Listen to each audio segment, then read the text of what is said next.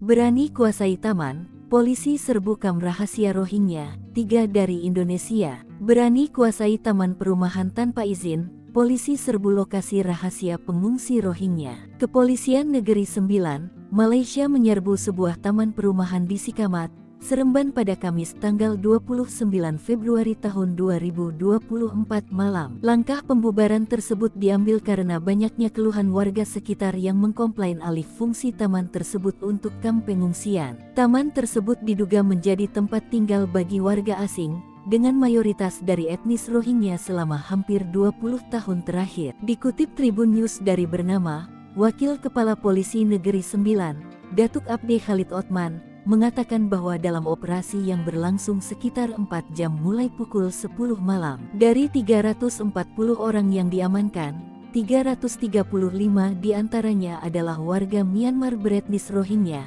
3 dari Indonesia, dan 2 dari Bangladesh. Datuk Khalid juga menyatakan bahwa taman di perumahan tersebut merupakan lokasi panas yang menjadi tujuan bagi warga asing ilegal, terutama Rohingya.